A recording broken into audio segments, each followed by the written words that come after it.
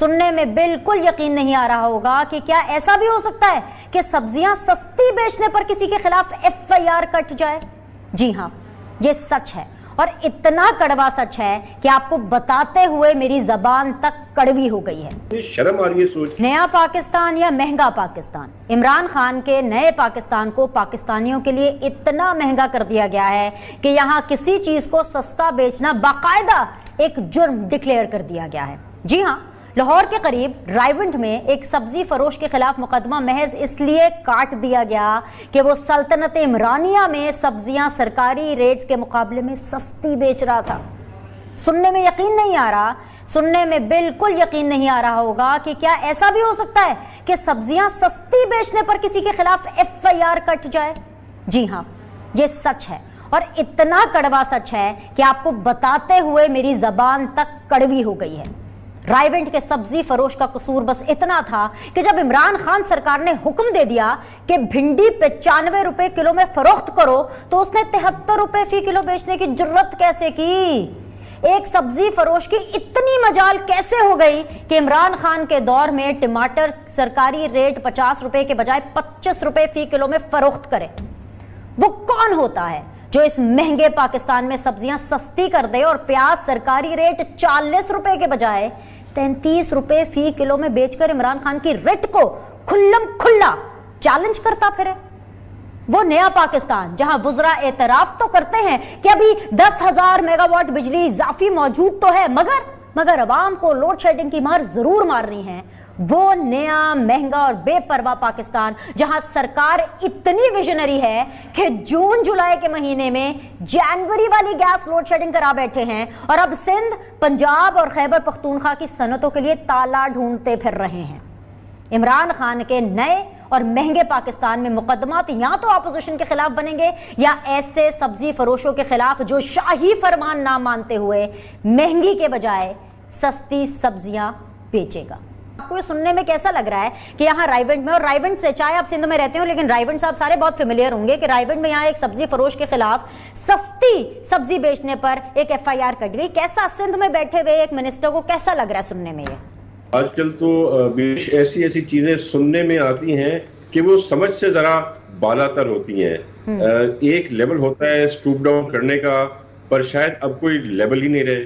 जो आपका ईवान खास है, ईवान बाला है पाकिस्तान का, वहां पर जब आप मनाजिर देखते हैं और सिंध वो असेंबली जिसमें से पाकिस्तान की रेजोल्यूशन पहली बार पास हुई थी, वहां पर आके अगर ये लोग सीटियां बजा सकते हैं, चीफ मिनिस्टर के कान में आके बाजे बजा सकते हैं, तो ये हरकतें भी मेरे ख्याल से इनके लिए कोई बहुत बड़ी बात नहीं होगी करना। तो there is so much going around, there is बहुत शर्मिंदगी होती है, बहुत शर्म आती है सोच के कि क्या होता है, क्या ये हाउस होते थे, क्या एक डिग्निटी होती थी एक member of the national assembly की, एक member of the provincial assembly की। वो हर चीज खत्म हो गई है, हर चीज को गिरा के इतने नीचे लेवल पे ले आए कि जहां पे फख्र होता था अपना सोच के कि आप ईवान बाला के मेंबर हैं, आपको लोगों ने वोट देके जिताया है, और आज वही सोचते हैं कि कहां पर हमारा स्टेचर आके लोगों ने गिरा के रख दिया है। गिरी चीजों का भी एक लेवल होता था, अब कोई कितना भी गिर सकता है, अब तो कोई लेवल ही नहीं बने गिरने की और गिर के रुकने की। लेकिन तैमूर तालपुर साहब, ये तो हमने रायविंड की और ओवरऑल बात की, मुझे ये जरूर बताएं कि सिंध असेंबली में जो आज हुआ, जिस तरह से ऑपोजिशन एक जमहूरियत का जनाजा निकालने के लिए चारपाई ले आई, स्पीकर तो आपके हैं, काफी कंट्रोल में रखने की कोशिश करते हैं पूरी की पूरी आपकी सिंध असेंबली को, लेकिन उनकी इजाजत के बगैर चारपाई सिंध असेंबली में आ कैसे गई?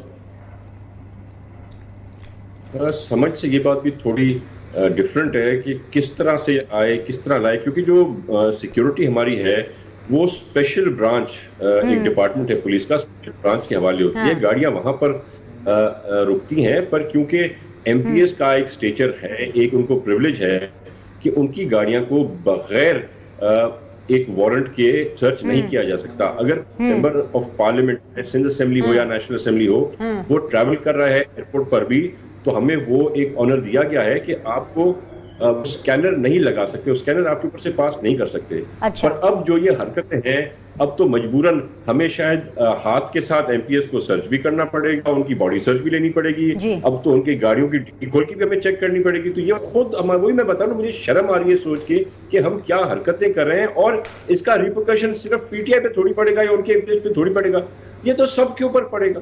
We will all have to go below the line just because of these fools. I don't know, but अब कहाँ से मैं शुरू करूँ? मेरी तो समझ से बाहर है, आपकी पार्टी की सियासत भी जरा थोड़ी समझ से बाहर है, लेकिन यहाँ से शुरू कर लेते हैं। आपको कैसा लगा जब आपको खबर सुनने में आई, एफआईआर पता नहीं आपकी नजर से गुजरी है कि नहीं गुजरी, कि हुकूमत ने जो बुजदार सरकार है उन्होंने पर्चा काट दिया उस सब्जी वाले के अगेंस्ट जो कि सस्ती सब्जी बेच रहा था, जिसके निर्ख जो है वो नॉर्मल सरकारी रेट से कम थे और काफी कम थे, और वो खुश था।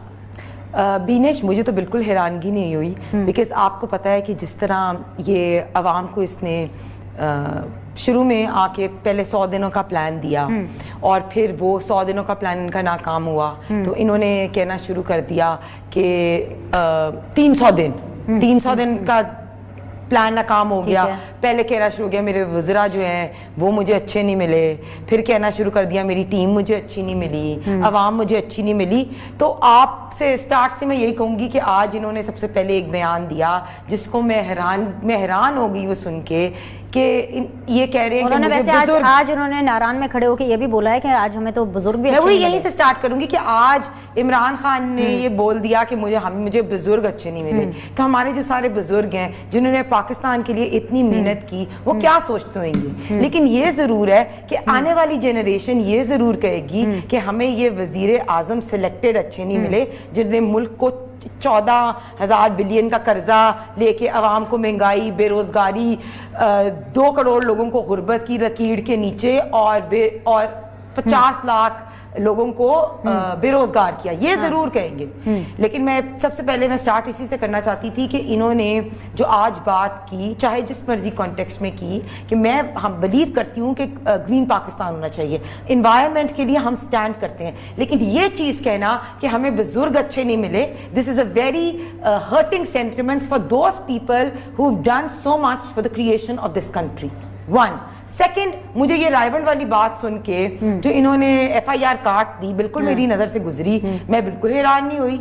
इनकी हुकूमत में आप कुछ भी एक्सपेक्ट कर सकते हो, अवाम को कहीं उन्होंने रायबंड का नाम सुन के तो नहीं पर्चा काट दिया? पता नहीं इनको ये रायबंड फोबिया होगा। नहीं, मैंने कहा इनकी ऑब्सेशन इतनी होती है, मरीम की ऑब्सेशन होती है, इनको मियां साहब की ऑब्सेशन इतनी होती है। इन्होंने कहा कि रायबंड सब्जियां जा रही हैं तो मैं इधर ही एफआईआर काट दूं। सीरियसली कुछ नहीं पता, लेकिन इस हुकूमत से आप कुछ भी एक्सपेक्ट कर रहे हैं। अगर एक गरीब बंदा है वो सब्जी बेच रहा है और सपोज उसके घर में कोई परेशानी है या उसने अपनी सब्जी आज कम प्राइस पे बेचनी है, नहीं उसका तो मौकफ है। मैं चाह रही थी उस्मान बसरा साहब भी आ जाए तो वो उसका मौकफ उनके सामने ही दे देती, लेकिन बता देती हूँ उनका जो सब्जी वाला उसका मौकफ है कि भाई मैं दूर किसी गांव से लाता हूँ सब्जी, मुझे सस्ते में पड़ती है इसलिए मैं सस्ते में। ये बात होती है बीनेश, मार्केट रेट डिसाइड करता है। फॉर एग्जाम्पल इन्होंने एक सेट कर दी, पर एक बंदा फॉर एग्जाम्पल वो स्मार्टर है, वो अपनी रिसोर्सेज से बेहतर जगह से सब्जी ले आता है। बिल्कुल, और आपको पता है सबसे इंपॉर्टेंट क्या होता है, उसमें शायद मिडिल मैन दरमियान में नहीं होएगा, वो खुद सब्जी लेके आ जाता होगा। तो उसकी राइट है, अगर वो चाहता है कि लोगों को गरीब बाकी लोगों को कम प्राइसेस में, शायद वो मुनाफा इतना नहीं रखना चाहता होगा, शायद उसका मिडिल मैन नहीं होएगा दरमियान में। तो रादर देन अप्रिशिएटिंग, अभी हमने देखा महंगाई कितनी है मुल्क में, बेरोजगारी कितनी है, इन्फ्लेशन कितनी है।